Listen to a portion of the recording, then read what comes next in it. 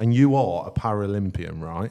Three-time Paralympian. Three-time Paralympian. Yep. And got selected for Sydney, Athens, and then went to London in 2012. So I lost half of my body weight. I've now fight at 70 kg. Whoa. You are a 6-time boxing champion, right? I am, yeah.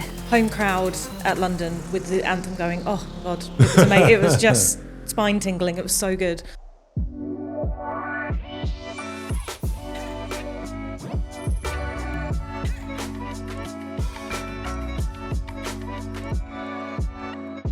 Welcome to the Life at Next podcast, both. Thank you. Yeah, it's great to have you. So we've got Reena and we've got Sarah from two different parts of the business. So Sarah, you're from the tech part in HR systems, and Reena, you are a content editor in e-commerce, yeah? Yep.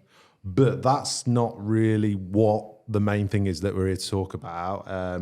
What we've got you've both got some incredible sporting achievements that we're going to explore and hear about, and your stories. So I really want to get into that in a sec. But before anyone does, please like, subscribe, visit our careers site, all under Next Careers or Life at Next. And if you like what we're talking about, subscribe and give us a like. It'd be great. Right, should we dive into it? Go on then. Cool.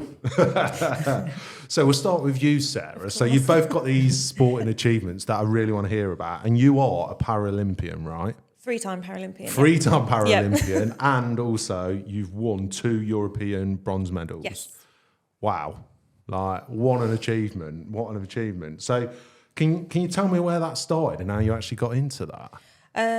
Okay, so back when I was 13, I went to something that was called the National Junior Games, and essentially a whole bunch of disabled kids all come together, and it was held at Stoke Mandeville Stadium, and we tried out loads of different sports. So I tried table tennis, snooker, really randomly, and athletics, and then I tried wheelchair basketball, and I literally fell in love from the moment that me and my friend, we were sort of sat courtside watching all the older kids who had been there a couple of times going up and down the court and bashing into each other and scoring, and just it was amazing. It was just so fast paced and so different to anything else that I'd ever seen. I was captured my imagination from the beginning. And I guess, like you've said there, it is really quick, isn't it? And I guess it's for some people that maybe never watched it before. I guess it's quick, it's intense, and it looks quite violent sometimes. And I mean, it is technically a non-contact sport, but obviously there is a lot of contact that happens. And then from the National Junior Games, I sort of begged my mum to find me a club that was nearby us, which had women. I really wanted to have other women at the club. And she found a club called Force, which was based in London. They're now called London Titans. And I essentially stayed with them right up until I stopped playing in 2016. And how I got involved in GB, I went to a trial when I was about 14, so about a year after I started playing. And the coach was like, oh, well, you need to work on this, and this. And I was like, okay, I have only just started, but okay. And then I think it was about a year later, I got a phone call. There was another trial happening, and this was in the February of 2000. And I had all the girls at the club, because there was 3 or 4 of them that were in the GB setup already. And I had all of them going, you need to go. And I was like, oh, I don't want to, mainly because I was really scared of the coach. And so he then called me on the Friday night before the trial started at the weekend and said, I really want you to come down to try out. I've been watching you play over the last year, and I think you should really come down. I was like, okay, because I couldn't very well tell him no, because he'd then be like, why? And I'd have to explain, because you scared me. I went down to the trial and got into the squad. Then went to my first tournament in April over my 16th birthday and got selected for Sydney. I got the letter, came through on the day of my maths GCSE. Wow. Yeah.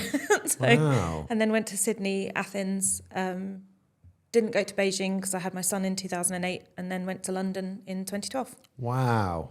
That's incredible. And I guess all those experiences are just like, they just stay with you. Yes. Yeah. Yeah. I mean, Sydney, I remember bits and pieces, but I was 16 and quite hyperactive. So I literally was like, oh my God, this is so amazing. Like going around to everything. So some of it's a bit of a blur. But the one that sticks with me, London, hands down was the best. Now, my son came to watch all my games and everything. So it's really cool. Wow, that's amazing. And for yourself, Reena, like, don't worry, like, I'm coming to you, you know. We were talking about, obviously, Sarah's talking about there, you know, like even though it looks violent, it's not, and the contact, but you actually you are in a contact sport, but you are a 6-time boxing champion, right? I am, yeah. Wow. Like, again, like, fair play to you both. Like, that is really, really impressive. So how did you get into that? Like, and, you know, so where do you start with that? Like, So talking about 12 years ago. So only 12 years ago, It was in 12, I joined a boxing gym. It started off as kickboxing, but then we changed into boxing. And I just went purely to get fit and lose weight. And that was the goal, And that was the goal. Yeah. So then trained hard for 6 years, and now I'm a fighter. I've been fighting for 6 years as a fighter. So I lost half of my body weight. I've now fight at 70 kgs. So I walked in at 140 kgs when I started, and just trained every day with work life, and then went to 70 and started fighting from there. So 6 years, I've had 28 fights in 6 years. And you've 6 belts. 6 belts. Yeah, so Midlands, English, British, International, Commonwealth, and European champion. Wow. And then world? World, hopefully in December. In December. Yeah, hopefully. in December. Yeah. So you are still doing that now with working at Next as well. I am, and I've got a fight coming up in 3 weeks in Hinckley. Wow. I mean, that's impressive. And with you both, what is it? What's it always been with, you know, sport? Like, what's kind of, in your own words, like you start with you, Reena. What pulled you in and has kept you there? What's really stood out? I mean, as a young kid, I always loved boxing, but it's the buzz, it's that fire in the belly that I get when I step into the ring. Even if it's a sparring with your team members or a fight, it's still that adrenaline, the butterflies, it's that fire, just when you win, it's the winning part of it. And when I have lost few fights, but you learn from it and you get back in the ring and work on the ones that you've made mistakes. Learn more from the losses than the wins? Yeah, definitely. Yeah, I think that's the same across all sports, really. But for me, it was obviously it's a team sport. We're playing as a team.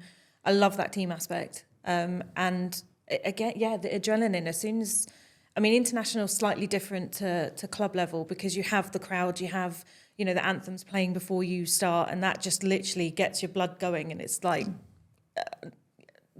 Home crowd at London with the anthem going, oh my God, it was amazing. It was just spine tingling. It was so good. Yeah, definitely. And I mean, I totally agree with you there, like learning from your failures and team. They're all kind of, I guess they're all kind of attributes as well that shape life at Next as well, right? Like that you can, those skills and those behaviours and those things you've learned, you've brought them to your roles that you're in for Next as well now.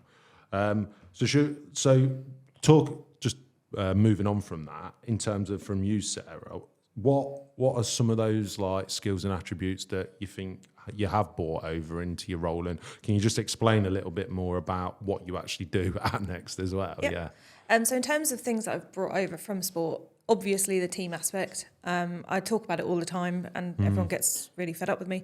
But it's my sort of competitiveness and tenaciousness of wanting to do the best all the time. And with what I do, I am my title is the environments coordinator. And so with the new Next employee platform, so the new NEP with Oracle, we have sort of test and development environments, which we have to check things working before they get pushed onto live. And my role is to essentially make sure that they are working as they should be and that the test and dev guys can do what they need to do. And if any problems occur, then I'm getting them sorted out, essentially. Nice. So I have to talk to pretty much the whole of HR Tech All the time. all the time. Yeah.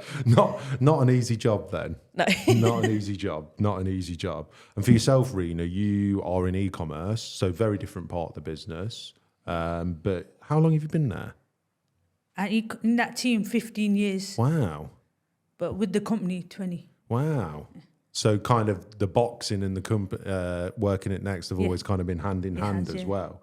And what is that role? Just talk us through that actual role at Next. I look after the next.co.uk side, the UK side of it, where we push out all the new content, update existing content onto the live website. And we work alongside with the trade team, the commercial teams, designers, and get all new content to the live website, as well as looking after other projects that come through on gift cards, e-vouchers, and all the new processes that we do. And would you both say, like, starting with you, Reena, would you both say what's the environment like at Next? Like, how would you describe it in terms of, you know, like the culture and kind of the environment that you work in? From the e-commerce side, my team where we work, it's good buzz, good atmosphere. Everyone gets on really well within the teams, and we all work quite close to each other. With my team, like, we all help each other out. Communication's key, and being team players key.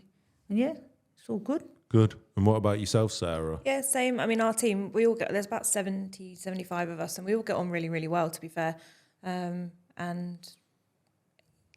I found, so I've come from some quite small companies beforehand. Okay. So Next is like the biggest company I've ever worked for. I've only been here 3 years. So that in itself has been a bit of a shock, but the culture still feels quite small, if that makes sense. Yeah, I know what you mean. Everyone's so friendly. Yeah, like I you know walk what you around mean. campus and everyone's just smiling and happy, and most of the time anyway. So yeah, but no, I'm really enjoying working here. Yeah, I know what you mean. It's definitely got that startup vibe in a lot of places, hasn't it? Because as well, I think what adds to that is like the pace of it all as well. That I think a lot of people are like, oh yeah, I've worked in quick companies, and I'm like, trust me, the pace here is like, it's, you know, we move, like when we know something's really good for the brand, it's something that we kind of all push towards as a team, obviously. So that's definitely something we all work on. So yeah. So going back to you two then. So based on all your experiences, and you've both got a lot of experiences, both at Next and also, you know, in your sporting achievements, what are some of the key qualities you think, you know, would be most valuable at Next for anyone? Start with you, Reena. God, that's a tough question. Yeah. What's some of the, like, anyone looking to come and like work here, what do you think they'd be like, right, these are probably the skills that are going to make you stand out at Next?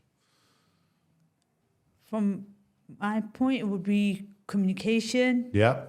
teamwork, good sense of humour, just being yourself. I agree with that. Yeah. Yeah. Yeah. Think so. She literally stole everything I was going to say. Oh, no. Yep. Which one in particular? The teamwork and the good sense of humour, I think, main two. Yeah. And why do you think it's important to have that sense of humour here? It just keeps the teamwork flowing, and everyone just gets on really well then, rather than being so abrupt and not having a sense of humour with you, and also being serious and professional with the work that we're doing, but also just having a good vibe within the team, and everyone would just get on, I think. Yeah. I agree. Cool. And what's, if you're going to give some like career advice, like what's the one thing, you know, what's the one thing someone listening say, like if they're looking to apply like now, maybe they're listening to this episode, trying to get some insight into working at Next, like what's the one piece of personal or a career advice you'd say to them? I don't think I'm anyone to give anyone career advice. No, come on. There must be one thing you've got that, you know, that you can say, right, this is what it is. Like this is what you. I mean, you could personally, I think just be yourself, Yeah. because if they don't like you for who you are, then you don't want to work there. Yeah. And I think we do a pretty good job of encompassing everybody and working with everybody. So yeah, just be yourself. Yeah, And I would be yourself and just join. It's a great company to work for. I mean, Yeah. I've been here 20 20 years, years. so I mean, say something. Yeah. And do you think that is true? Like everyone here can be the self as well. Do you see that quite Yeah, often? I think so. Yeah, I think so. Yeah. Yeah. Okay, brilliant. Well, thank you both for coming on. Thank Thank you. It's you. been really good. I mean, massive shout out to kind of your sporting achievements and what you do and what you've done. Good luck with the fight. Thank Yeah, you. good luck. Thank you. And thanks for coming on the Life at Next podcast. Thank you.